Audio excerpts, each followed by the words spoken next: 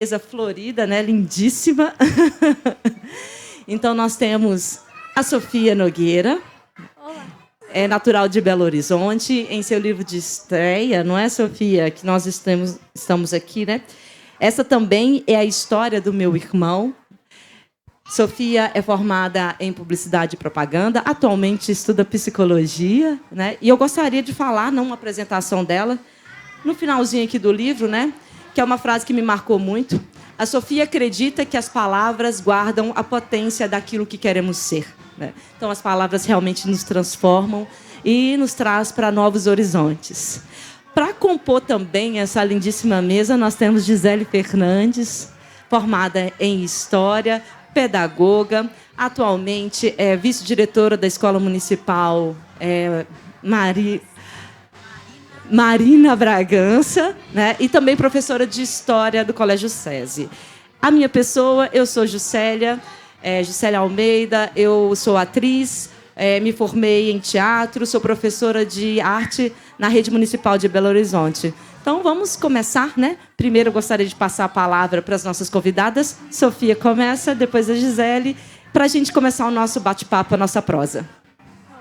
É um prazer estar aqui, né? Como já disseram... Tá funcionando direitinho? Tá, né? Como já disseram, eu sou a Sofia. É ótimo estar aqui. E então, eu queria falar só um pouquinho da história do meu livro, de essa também é a história do meu irmão, que é onde eu conto o relato da adoção do meu irmão, que foi uma adoção tardia. Ele foi adotado com 7 anos de idade, que já é no final da primeira infância. E foi uma adoção um pouquinho diferente. Eu não conheci ele numa casa-lar, que é onde geralmente as crianças que foram abandonadas ficam. Eu conheci ele numa escola de circo, onde ele passava os dias e passava as noites com algum professor voluntário que pudesse ficar com ele pela noite. E quando não podia, ele realmente ficava na rua.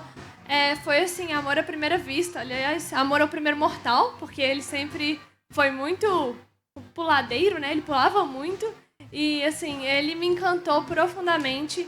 E é uma história de como que a gente administrou essas diferenças raciais, como que foi a entrada dele numa família que era completamente branca, como que a gente se adaptou a isso, como que ele se adaptou a isso, como que foi a vivência dele, tendo que apagar um pouco da história dele para entrar na nossa, e nós tendo que abrir um pouco, né, tendo que abrir um pouco da nossa família para trazer espaço para uma coisa que a gente nunca tinha experienciado, que é essa diferença racial, e que a gente era muito cego antes da presença dele.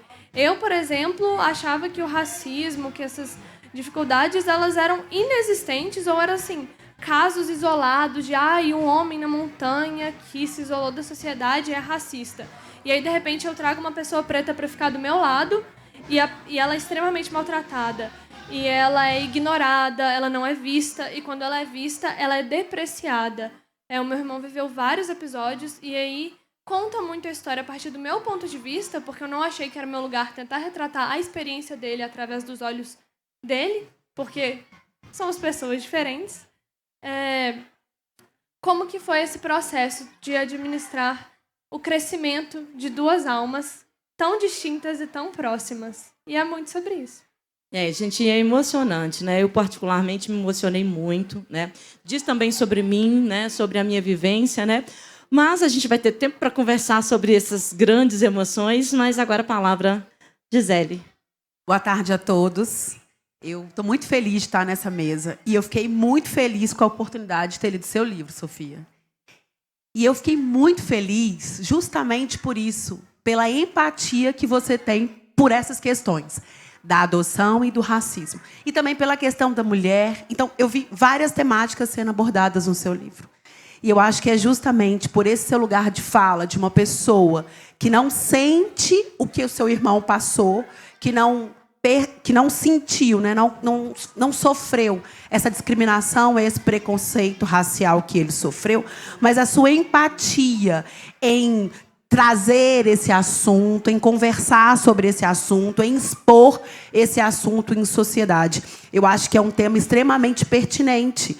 E eu acho que precisam de mais pessoas como você, brancas, que conversem sobre esse assunto. sabe? Eu acho que essa empatia ela é necessária porque a gente tem uma sociedade que ela é racista, certo? Então, em vários momentos a gente aborda isso. Então, você não passa por isso, mas você entende que existe em sociedade. Então, vamos conversar sobre, né? Vamos lá. Gente, então, Sofia, para a gente, espero, né, que depois todos possam ler o livro, entender um pouco desse universo que a gente se encantou, tanto eu quanto a Gisele. O livro ele é para um público, né, infanto-juvenil, né, mas, gente, para todos nós adultos, assim, super atual e super necessário, né? Porque, na verdade, também são os adultos que são responsáveis pelas nossas crianças e pelos nossos adolescentes, né? Então, você começa, eu vou dizer um pouquinho para chegar na minha pergunta, você começa, eu vou lendo, um enredo assim, olha, que bacana, vai abordar um tema que é espinhoso, que coragem, né, dessa jovem escritora, né, em seu livro de lançamento, já pegar um tema da adoção. A gente sabe, né, na nossa sociedade, como é um tema espinhoso, né, como tem vários preconceitos, você aborda isso no livro. Mas aí depois você vai surpreendendo, porque você ainda vai falar de uma outra temática, né, que vai aliar a adoção também com a questão racial, também com o racismo. E já pegando o gancho, né, relembrando a obra da Djamila Ribeiro, né, que ela fala sobre o lugar de fala. Que isso também, às vezes, é tão tabu para muitas pessoas, né? Que esse lugar, que quem só pode falar sobre racismo ou sobre sofrer determinadas questões por causa da cor da pele é apenas as pessoas que são pretas e pardas, né? Mas você coloca nesse lugar de fala enquanto uma pessoa branca e traz essa temática. A pergunta é, por que começar sua vida dentro da carreira literária com essa grande temática, essas duas grandes temáticas? Eu queria ter uma resposta mais corajosa para você do que a que eu vou dar. Mas eu não via a potência da história da minha família. Eu tinha muita dificuldade, e até por estar começando a ser introduzida nessas discussões de lugar de fala, eu não sentia que era meu papel ir lá e escrever e colocar isso, porque eu pensava, gente, eu nunca vou ter a capacidade de escrever com a profundidade que uma pessoa que passou por essa experiência vai ter. Quem me estimulou muito a escrever sobre foi a minha mãe, que vivenciou todo esse processo junto comigo e que ela via os meus conflitos em relação à escrita e ela falou, não, você precisa contar isso, porque é isso que você consegue fazer e nós temos que fazer aquilo que nós temos a capacidade de fazer. Essa é a sua capacidade de alcance. Você pode falar ou você pode se calar. O que você acha que vai ser mais benéfico? E foi aí que eu comecei toda nervosa, assim, pensando, socorro, meu Deus. Mas que eu comecei a escrever as primeiras palavras. Foi muito conflituoso, até porque não era uma história fictícia que eu estava dramatizando e criando coisas. Eu tenho certeza que essas temáticas, elas se embolaram e se misturaram porque foi a minha vida, foi a minha experiência. E não tinha como elas não se embolarem, porque na minha vida, esse foi o conflito que eu mais observei, porque são coisas que se entrelaçam naturalmente. Não tinha como eu tratar o meu irmão como uma pessoa adotada sem lidar com o conflito de que ele é uma pessoa preta, e que isso foi muito difícil para a nossa família entender que a gente precisava tratar ele como uma pessoa diferente. Porque eu acho que, como pessoas brancas, a gente passa por um período muito grande de negação, de... não, se a gente for para determinado lugar, se a gente mudar daqui, a gente vai conseguir fugir dessa questão. Tanto que no livro eles vão para uma chácara, porque eles acham que se eles saírem do apartamento, isso acaba. E aí essa coisa continua, porque é uma coisa que está no social, isso está em todo lugar. Eu chegava num lugar sem o meu irmão e eu podia entrar, mas meu irmão chegava sem mim, ele era barrado. Ele precisava desse aval de uma pessoa branca do lado dele. Eu não ousei no livro, mais uma vez, botar isso a partir dos olhos dele, né, durante um grande tempo, porque realmente eu nunca vou chegar nesse lugar de ter a capacidade de explicar a experiência dele. Mas a coragem de abrir o meu primeiro romance com essa história foi muito por causa da minha mãe, porque ela acreditou que eu poderia trazer o bem, que através da minha voz eu poderia trabalhar nesse processo educativo, não necessariamente para a pessoa preta, mas para a pessoa branca, que tem o papel ativo em diminuir ou proliferar o racismo. E que se a pessoa branca não se questiona sobre isso, a ignorância ela vai manter o padrão. Então eu escrevi esse livro pensando muito em pessoas como eu, pessoas que tinham os privilégios que eu tenho, para que elas olhem, observem e pensem o que eu posso fazer. Não tomando o lugar da pessoa preta, mas pensando em qual é o lugar que cabe a ela. Então a gente agradece a sua mãe pelo incentivo, né? E você pela coragem de aceitar, porque e é essencial que a gente tenha na nossa sociedade, né, pessoas brancas que comecem a refletir, né, e questionar esses lugares de privilégios, né? Gisele, a gente pelo livro, né, a gente viu várias cenas e várias situações, né, onde que essa convivência, né, das duas realidades, né, de uma pessoa preta em espaços que teoricamente, né, são destinados apenas a quem tem o privilégio da cor, né, a gente viu várias situações. Como que isso chega para você enquanto mulher preta também dentro da sua história, né, dentro da sua vivência, não só como pessoa, mas também como profissional da educação? Que o que a gente o livro também aborda, né, essa questão da vivência de uma criança que é bolsista dentro de um colégio particular. E a gente também tem as questões do racismo dentro das escolas públicas, né? Então, como é que chega para você essas cenas? O que você destacaria para a gente dentro desse contexto?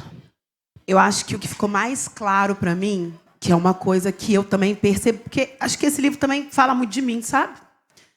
Enquanto preta. Então, uma coisa que mais me tocou é que a gente se torna preto. Porque você rompe, primeiramente, com essa questão da branquitude social. Então, olha, meu cabelo é assim, crespo, black. Mas ele não foi assim a vida inteira, né? Desde os meus 3 anos de idade, a minha mãe passava pasta Chile no meu cabelo, que dava umas perebas bem intensas, e eu não conhecia como eu era. Então, a gente passa, dentro da escola pública, com as nossas crianças, pela construção da sua identidade. Quem você é realmente, né?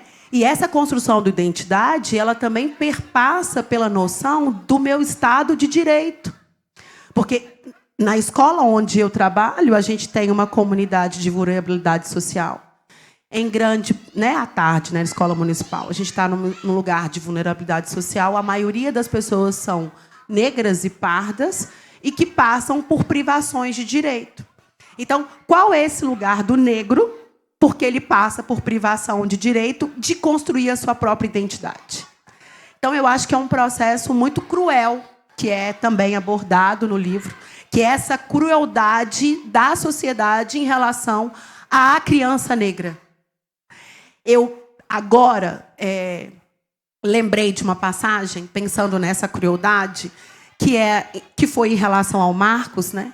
Imagina, o Conselho Tutelar, durante muito tempo, não fez questão nenhuma de saber que uma criança preta dormia no chão, dormia na rua, ou ficava numa escola de circo sem o pai e a mãe. Ninguém tinha guarda, ninguém tinha legalmente a adoção do menino. De repente, uma família branca leva para casa, cuida, dá alimento, dá comida, dá amor, dá acolhimento, e o Conselho Tutelar bate na porta. E aí vai agora saber o que você está fazendo com esse menino aqui. Por que não foi antes? Porque antes ele era invisível para a sociedade. Precisou do aval de uma família branca para tornar aquele preto alguém social. Isso é triste. Isso é cruel. Por que eu sou alguém social? Por que eu preciso de autorização de uma pessoa branca para entrar nos espaços? Né? Então, eu acho que a gente tem realmente que conversar mais. E o seu livro, digo, olha, muito obrigada pela possibilidade da leitura. E relembrando essa parte do livro, né, gente, é uma parte também muito forte, porque essa visita do Conselho Tutelar, ela vem a partir de uma denúncia. Né? Porque aí a gente tem, dentro da família que quer acolher, né, no seu livro, né, a personagem Amanda, né, os pais, a Luzia e o Francisco, eles passam pela dificuldade da própria aceitação dos outros familiares, dos outros entes da família para aceitar essa adoção, como também das pessoas do próprio prédio. E tem essa figura, né, de que aí o Conselho Tutelar ausente, nesse outro período, por essa criança invisível, passa a se notar, mas a partir de uma denúncia, né? Então, como que é essa vivência também, não só o desafio de adotar uma criança, né, mas também da resistência da sociedade, dos próprios familiares, né?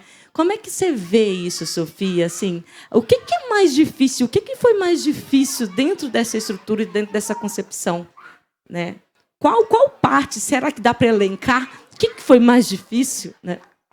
Então, realmente, esse processo, esse ponto muito específico, ele marcou muito a minha história, porque o Hudson, que é o nome real, né, ele foi considerado sequestrado pela minha família. A minha família, essa foi uma das acusações. A gente não podia viajar com ele, nem que fosse assim, não posso sair da cidade com ele porque era considerado sequestro. A gente não podia levar ele para passear, a gente não podia fazer nada. E realmente, ele era uma pessoa invisível, e aí no momento em que incomodou alguém, né, no momento que incomodou uma pessoa, aí ele se torna algo que precisa ser cuidado. Tem uma frase que eu conheço, né, e que eu não sei o autor, mas o branco, muitas vezes, ele não gosta de justiça social, ele gosta de caridade. Ele gosta de se sentir uma pessoa boa, de vou lá, dou um casaco, vou lá, dou uma comida. Ai, nossa, olha como uma pessoa boa, ajudou ali no sopão. Agora, vou torná-lo um igual. Ai, não. Aí eu já não quero. Isso porque eu sinto que os brancos, como um todo, têm uma negação do próprio privilégio, e no momento em que eles tornam outra pessoa igual, eles têm que se ver com esse privilégio. Eles têm que se encarar, eles têm que ver o incômodo que essa pessoa gera, então ela não pode ser igual a eles. Eu acho que esse foi o mais difícil, esse foi o ponto que foi mais desafiador, de ver que se o Hudson fosse um caso de caridade, se a gente fosse lá todo final de semana, dar uma blusinha, dar uma marmita para ele teria sido aceito e nós teríamos sido considerados pessoas ótimas, heróis quase, uma coisa linda. Agora, trazemos esse menino para dentro de casa. Nossa, mas ele vai abusar da sua filha. Nossa, mas você vai perder a sua filha para esse menino. Meus pais escutaram isso tantas vezes e isso é triste, porque é tratar uma criança como um criminoso, como um pária social, como uma coisa que deveria não existir, como uma coisa que deveria ser negada e como uma coisa que vem para estragar aquilo que nós somos. Então, assim, o que é nosso que quando um preto vem é estragado?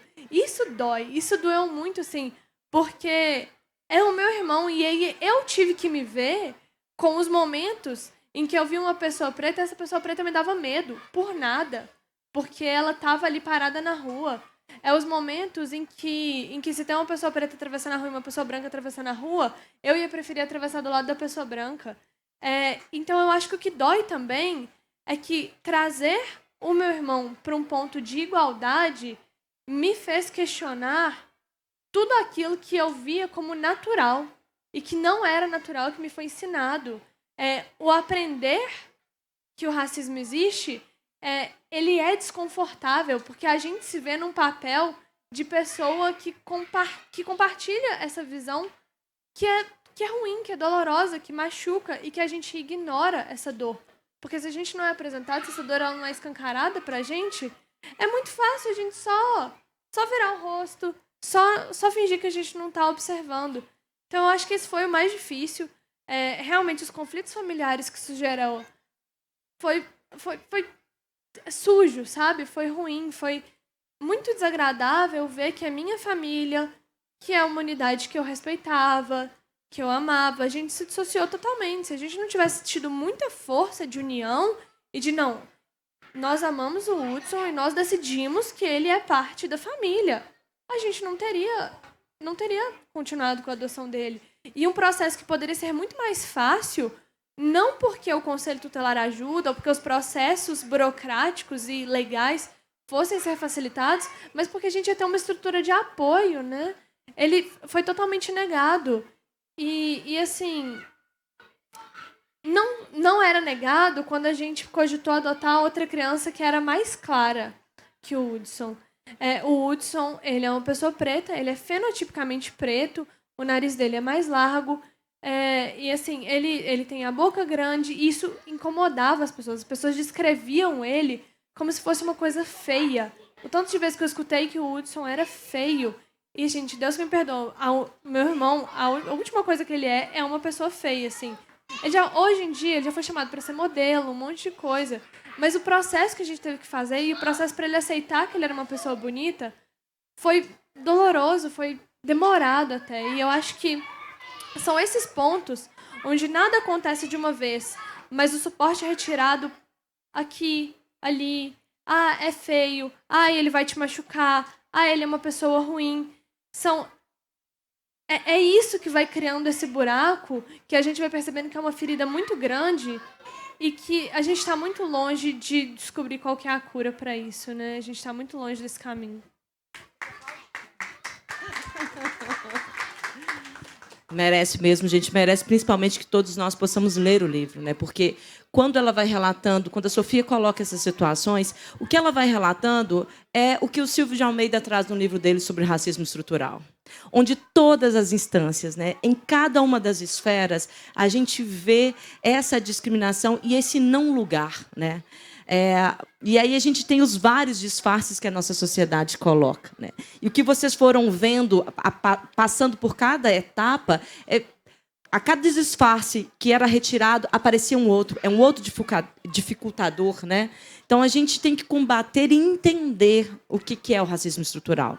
Então, quando vem um livro, né, de uma história para um público infanto-juvenil, que também abrange os adultos, né? É porta de entrada para a gente começar também a pensar de uma forma teórica sobre esses temas, né?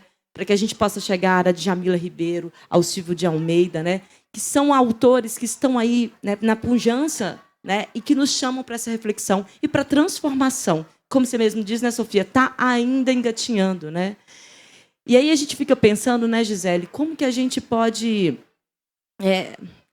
sair desse lugar do silenciamento, né?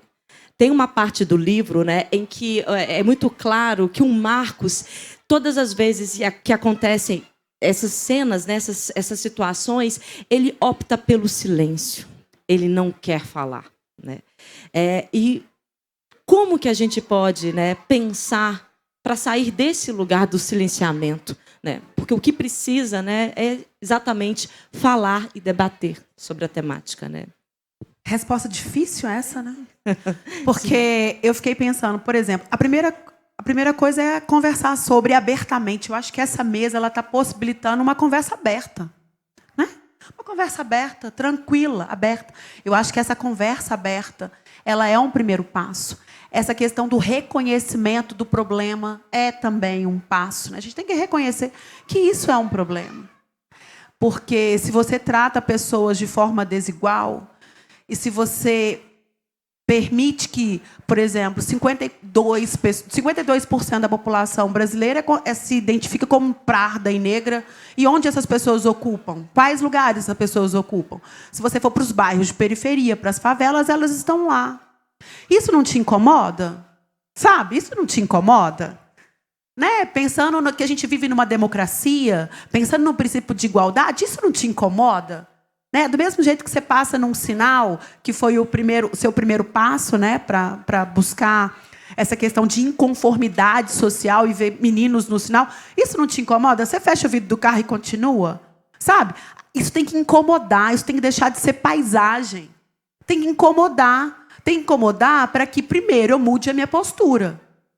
Olha, então, eu percebi que toda vez que eu estou numa rua e tem pessoas brancas, pessoas negras, eu fujo e vou ali para pessoas brancas. Por quê? O que isso está aqui na minha cabeça? O que culturalmente isso está me dizendo?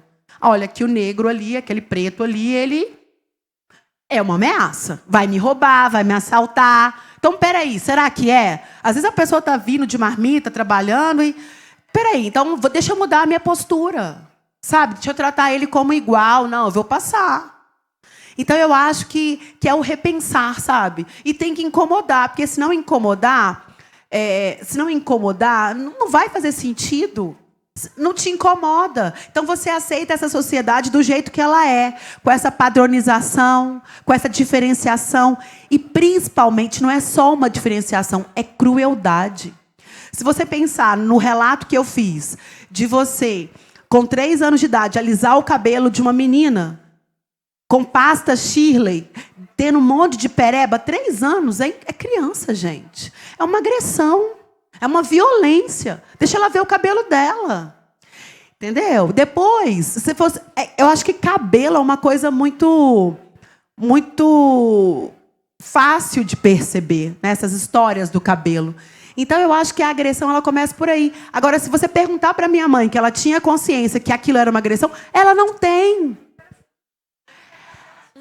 De uma sociedade que está aí padronizada. É isso. A gente tem que romper com esse padrão. Tem que incomodar. Sabe? Eu tenho que perceber que aquilo é crueldade. Tem uma pesquisa que ela circula muito no YouTube. Ela foi feita nos Estados Unidos, ela foi feita na Colômbia, que pegaram crianças negras, não sei se vocês viram, colocam uma boneca negra e uma boneca branca, ou uma boneca muito parecida, né? E aí pergunta, qual é a boneca mais bonita? Aí eles falam, as crianças têm no máximo 4 anos, é a branca. Aí começam as perguntas que denigrem. Quem vai te assaltar? Quem vai te roubar? Quem é o feio? E qual parece com você? É sempre aquela que está sendo denegrida, sabe? Então, não te incomoda? Essa é a parte mais cruel dessa pesquisa, né? Porque depois dessa série de perguntas, e vem essa última, e a criança, tem algumas crianças que elas param e elas ficam paradas. Porque a primeira constatação que elas... Nossa, mas eu me reconheço, eu me vejo naquela que eu marquei todas as coisas ruins possíveis, né? Qual é a minha identidade? Ruim, feio, né? Por isso que é importante a margem, representatividade, né? Pobre. E aí eu acho que pega um pouco do conflito que o Marcos tem no livro e que isso aconteceu na vida real. Ah, então o preto é ruim, é feio, é mau. Eu não sou ruim, feio nem mau, então eu devo ser branco.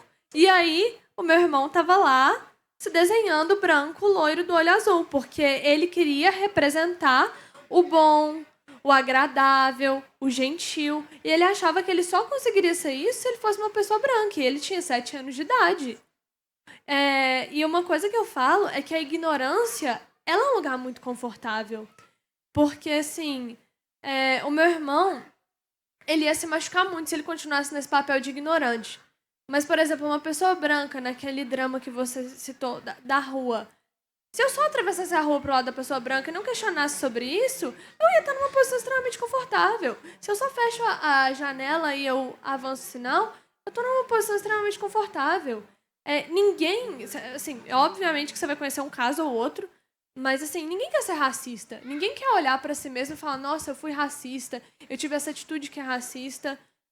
E aí, na hora que a gente olha assim, a gente fala, putz, fui, não tive a intenção de ser, não foi uma coisa ativa, mas tá dentro de mim.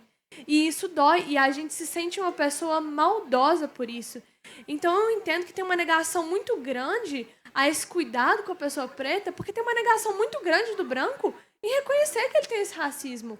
E porque é extremamente desconfortável para mim chegar aqui num palco e dizer, olha, fiz isso, atravessei a rua pro outro lado, fiquei com medo do cara. Assim, fiquei com medo por quê? Porque ele era uma pessoa preta, porque a pessoa não tinha feito nada. Porque aí eu penso que, é preto, então ele é perigoso, então ele deve ter uma arma, então ele deve ter alguma coisa. E o que chama atenção no seu livro, Sofia, só para linkar com isso, é quando o Marcos tem contato com os seus amigos, né, com os amigos da Amanda, né, do primeiro colégio, que é o JP, o Daniel e o Felipe, em especial, né, onde tem exatamente esse encontro, crianças reproduzindo brincadeiras, frases extremamente preconceituosas e racistas, e eles eram crianças, né? Como reforça aquela ideia do Nelson Mandela, né, de que ninguém nasce odiando, se aprende. E da mesma forma que a gente pode aprender a odiar, a gente também pode aprender a amar. Então, quando a gente tem esse seu livro destinado a um público infanto-juvenil, né, que pode trazer essa reflexão para esse público, que possivelmente, às vezes, está sendo ensinado, às vezes até de forma inconsciente, porque nós somos uma sociedade racista, né?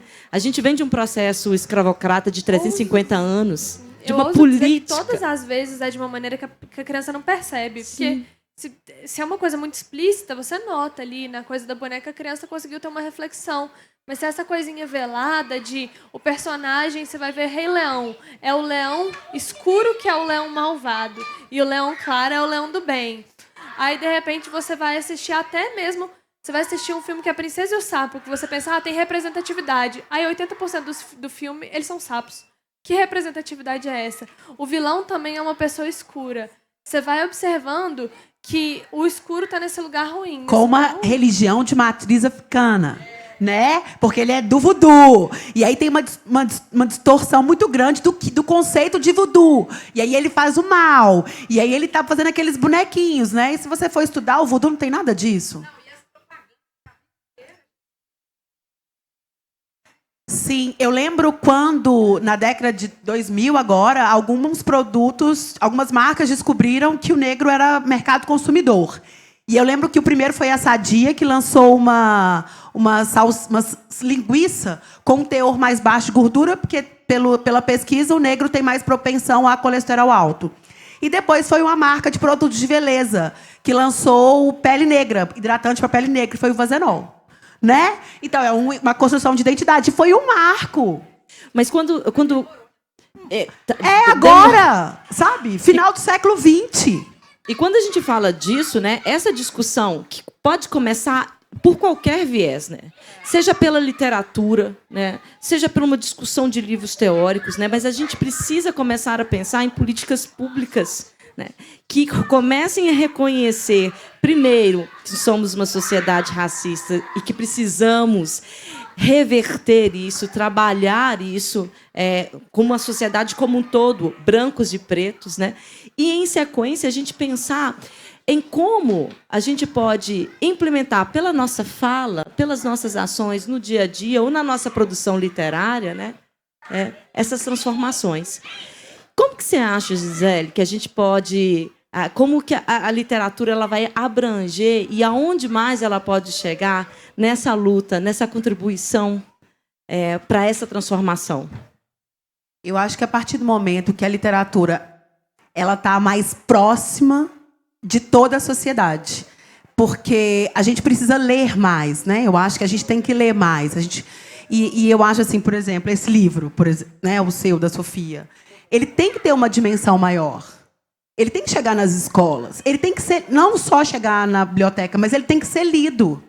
Ele tem que ser compartilhado. Se você pensar na questão da literatura, se você pensar na escola, como que você trabalha essa questão do racismo na escola? Né? A prefeitura, por exemplo, ela tem um projeto da Cor da Gente. Então, ela vai trazer justamente a questão da valorização do negro, da história do negro, mas também do indígena, né, dos grupos que estão à margem da sociedade. Mas é um projeto. Se a gente pensar nos planejamentos dos professores das escolas públicas, das escolas particulares, onde está o negro?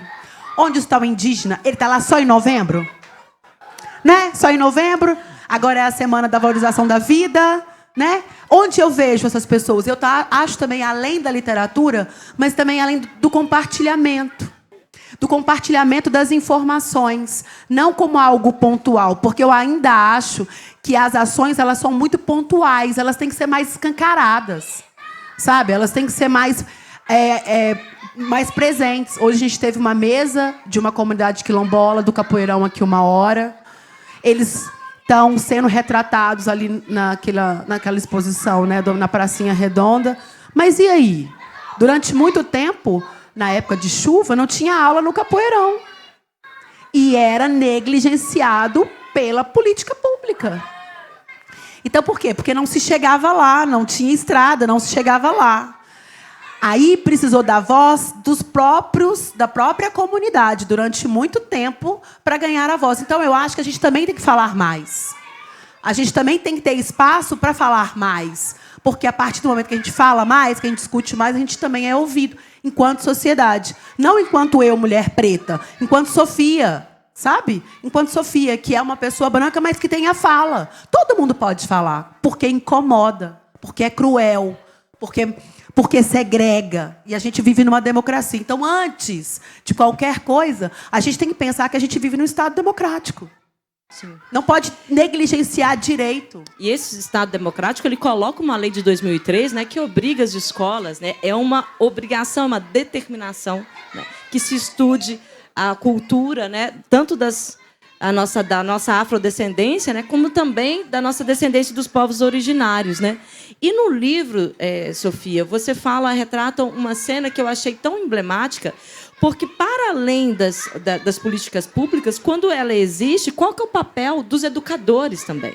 Porque tem uma cena emblemática, porque o Marcos ele já se coloca no lugar da não inteligência, né? Porque, além da discriminação da questão estética, né, a gente também tem a questão da falta de inteligência, né? O negro foi colocado por muito tempo como desprovido, né, desse lugar.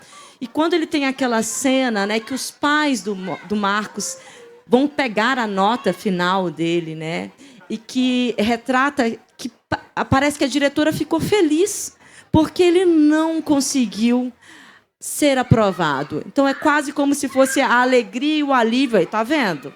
É isso. Aqui não é o lugar, né?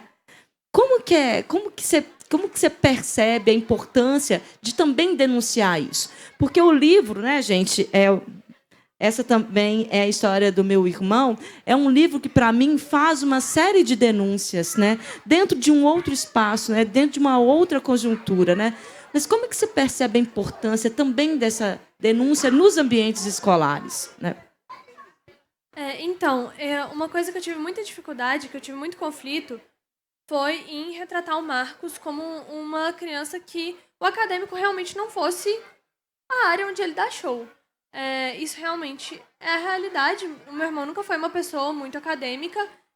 E na hora que eu fui colocar isso no livro, eu pensei, talvez seja melhor eu colocar ele como um potencial acadêmico gigantesco e é a área que ele escolheu se desenvolver, até mesmo para quebrar essa expectativa de que ele não tivesse isso. Mas me pareceu mais apropriado relatar a coisa da maneira como ela ocorreu, até porque ele não teve nenhuma assistência na primeira infância, ele teve muita dificuldade.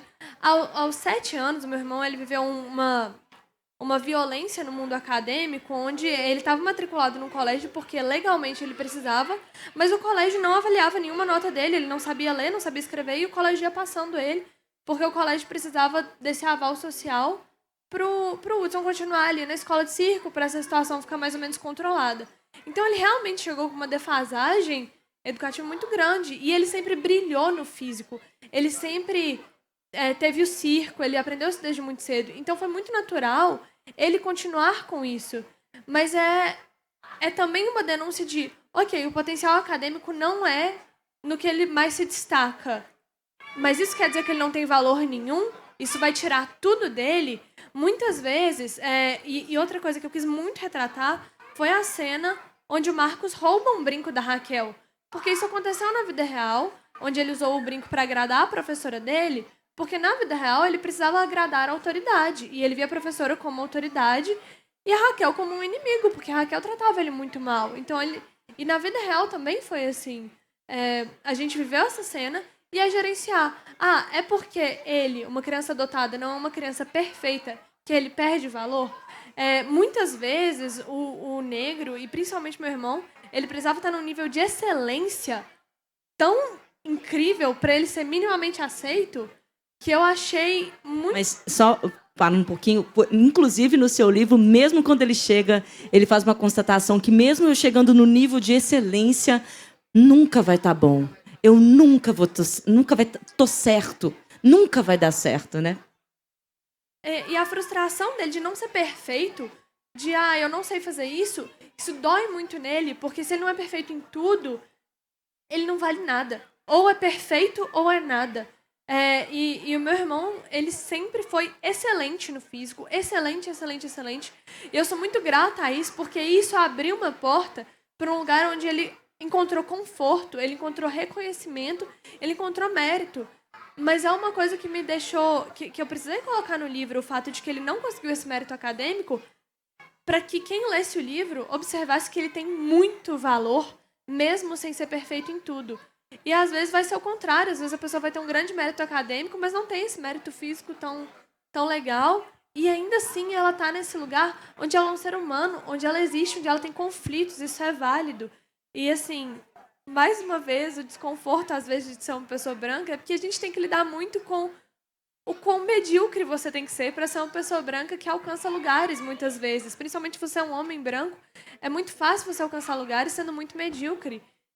E é extremamente cruel ver o nível de excelência, o nível de cobrança, o nível de estresse que o meu irmão teve que se colocar várias vezes, e um estresse calado, um estresse que ele não podia nem dividir esse estresse, ele não podia nem se permitir processar esse estresse muitas vezes, ele teve várias vezes esse conflito, porque ele precisava ser excelente para ser aceito.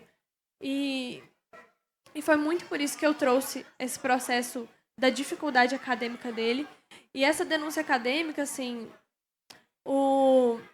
não aceitaram o Hudson em vários colégios, por ele ser um menino negro, com a justificativa de que ele estava muito para trás. Uma criança de 7 anos, tão academicamente para trás, me pareceu... Surreal, né? Assim, no mínimo, surreal. Que escola é essa que não consegue educar uma criança de 7 anos? Mas são essas violências que a gente teve que abrir o olho e que a gente teve que aprender a conduzir. Graças a Deus, o Hudson encontrou o porto seguro dele dentro da dança, que foi magnífico. No livro eu retratei como balé, mas na realidade ele entrou num grupo de dança de matriz africana, e foi muito isso que trouxe ele para, ok, eu sou uma pessoa preta, eu tenho uma cultura incrível, rica, maravilhosa, potente e boa, porque é sempre retratado com uma maldade, com uma crueldade, que ele via isso como uma coisa que ele queria rejeitar. E foi a partir daí que ele virou desenhista também. Meu irmão é muito artista, ele desenha muito bem. E hoje em dia, claramente, uma pessoa preta desenhada nas folhas quando ele vai se representar. E isso sempre me dá um calor no coração, apesar desse tempo. Não, isso é uma alegria, porque também eu, enquanto mulher preta, né, ao ler o livro, eu me reconheci em várias partes, por diversas situações. Me emocionei muito, né? Então eu gostaria também de levar essa reflexão aqui hoje para dizer também o quanto o livro é emocionante, né? E no finalzinho dá um calorzinho no coração da gente, né? Então, para deixar aí a pulguinha, né? Aí da vontade de vocês de ler, porque realmente deixa um calorzinho, emociona. E aí a gente pode falar também da sua escrita, né? Porque é uma escrita muito fluida, é uma escrita muito tranquila de se fazer, e você faz uns recortes em momentos assim, ai, meu Deus, acabou o capítulo, e agora vem o próximo. Aí, no próximo, eu vou ter que começar o próximo para saber. Não vai dar para ler depois, né? Então, como é que também eu não sei como é que você sentiu, Gisele, né, nesse processo da leitura, né? Para mim foi muito assim instigante, e o recomeço após um grande drama ou ação ou algo que aconteceu, você começava o capítulo surpreendendo, né? Então, o seu livro tem várias surpresas em termos de escrita, né? Não sei como você percebeu, mas para mim chegou dessa forma. Eu queria falar uma coisinha antes. Sim. Eu queria falar que ainda bem que existem pesquisas, estudos, e que hoje a gente defende as inteligências múltiplas. Então, não tem mais essa questão de você valorizar uma pessoa só porque ela é muito habilidoso na área acadêmica. Então, que as escolas avaliem também, e já é um processo que existe, que as escolas têm que abordar os alunos em suas várias habilidades. Né? Não tem essa questão mais dessa meritocracia, dessa forma. Então, na sua fala, e essa valorização do Marcos, né, nessa habilidade, né, e do Hudson também, que legal, porque ele tem habilidades em outras, né? Você é artista, você é publicitário, você é psicólogo, e a gente tem aqui várias pessoas com várias habilidades. E graças a Deus que é assim, que bom que tem diversidade, né? E a gente reconhece isso dessa forma. Então, penso eu que essa escola aí está precisando rever o seu conceito pedagógico. Só uma alfinetadinha. Com certeza, né? Eu gostei muito da leitura. E a gente estava conversando um pouco antes, e eu vi vários temas. Então, ela abordava e vinha com a questão do racismo, vinha com a questão do crueldade. Eu fiquei a fim de ouvir a voz do Marcos em alguns momentos. Uma parte que me deixou muito emocionada foi quando ele disse que ele não pensava muito nas situações de crueldade, né? Porque A Amanda questionava o tempo todo para ele isso, assim, mas analisa, mas olha, mas vê, e ele... E era feliz no dia, até chegar um momento que ele não conseguiu mais. E o mais legal para mim também foi a questão do acolhimento. A construção da identidade dele, do reconhecimento dele enquanto um ser de valor, enquanto um sujeito social, partiu da família, né? Do núcleo familiar que o acolheu e que o valorizou. O meio, eu vi muito retratado na sua obra, muito evidente. O meio que transformou o Felipe numa criança racista, né?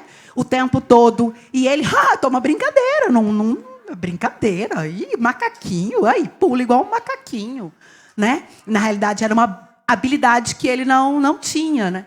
Então eu acho que essa questão do meio, vira e mexe, vinha essa questão do meio, né? Nos capítulos, assim, na questão da mulher, de romper também com um padrão que existe socialmente para o conceito de mulher que não fale, seja assim. Não, vou falar que isso me incomodou, que eu também tenho direito de fala, que essa forma não é assim com a fala da Amanda, né, no seu primeiro beijo. E eu achei muito bacana, eu gostei muito da leitura. E o grande final, assim, o último capítulo, ele me surpreendeu muito. Não pela construção de identidade do Marcos e também pelo que eu não vou contar, né, que as pessoas que leiam, por favor, mas porque eu escutei o Marcos. Eu acho que eu fiquei com essa vontade de ouvi-lo. Não que a sua fala, para mim, não foi importante, a fala da Amanda, ela foi muito importante. E também a consciência que você diz, que você vai construindo, e até dos seus pais ao longo da história. Né? Tem uma fala onde ele passa por aquela questão que ele não consegue entrar na audição. E aí a sua mãe fala, a mãe da Amanda fala que por mais que exista proteção no núcleo familiar, ela não consegue proteger da sociedade. Então, que vocês precisam pensar em outras formas e o Marcos tem que se fortalecer. Ele precisa se fortalecer para ele reconhecer que ele é um sujeito social. Para ele pensar em formas dele mesmo se construir e lutar com essa sociedade que existe, né? E por várias maneiras, e aí não foi suficiente ainda. E ele só consegue ir para a segunda audição porque vocês insistem com ele. Então, o meio, em vários momentos, que é o retrato da sociedade na sua obra, isso ficou muito gostoso para mim acompanhar os capítulos.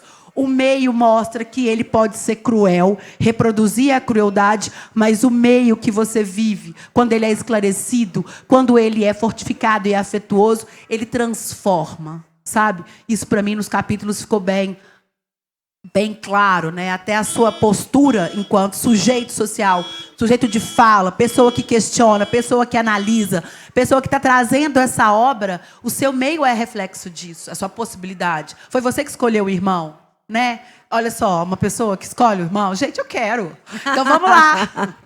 É como se a gente pensasse assim, né? Na mesma medida que o homem é o problema, ele também é a solução, né? Então, da mesma forma que você retrata uma família branca que acolhe, né? E que cuida e que torna membro, né? Um menino preto, né? Tão machucado já aos 7 anos, né? Por várias situações... Né, vocês mostram a Amanda traz essa família, né? A gente sabe que tem outras famílias, mas a gente está no comecinho, né? Comecinho e a gente tem um longo caminho pela frente, mas eu acho que a gente está começando bem quando a gente começa a realmente debater sobre essa temática. Gente, a gente está chegando nos nossos minutinhos finais.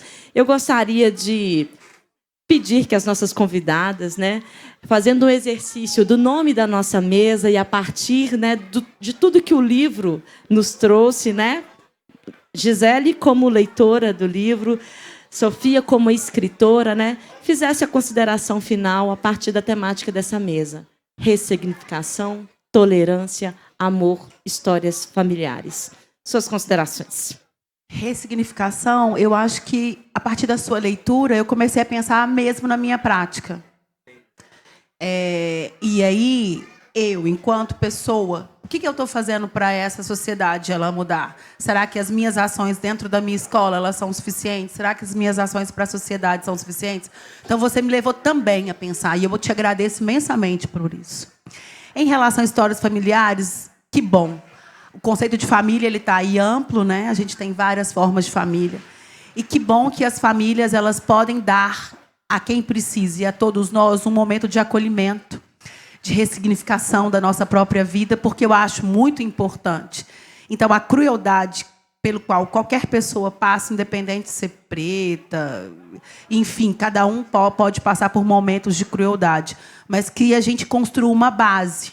Se não pela família, então pela gente mesmo, né? Porque todo mundo merece ser digno de direito, feliz, tranquilo. Então, eu acho, e mais uma vez, um agradecimento pela possibilidade da leitura e reflexão. Eu que agradeço, porque, nossa, que leitora inteligente que nós temos aqui. Obrigada. Não, realmente é uma experiência muito gostosa. Eu sou muito grata de poder dividir isso com vocês.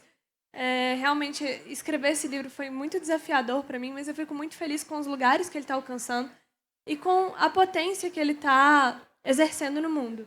Para finalizar, tem a frase que está no livro. Eu acredito que as palavras elas guardam a potência daquilo que nós desejamos ser. E essa frase ela vem com um apelo para que a gente se questione. Nada é do jeito que é sem que possa ser mudado. Nós construímos as estruturas da maneira que elas são. Então, nós podemos mudar as estruturas. Nós temos a potência dentro de nós de fazer qualquer coisa. Então, que nos questionemos e que escolhemos e vamos escolher sempre o bem, o carinho e o amor, porque é isso que constrói e é isso que acolhe. Gente, então gostaria de agradecer. Foi uma honra estar aqui com vocês duas mulheres maravilhosas, né, que trouxeram tantos ensinamentos para a gente aqui hoje, né? Agradeço a presença de cada um de vocês. Mais uma vez, agradeço a organização do festival e até a próxima.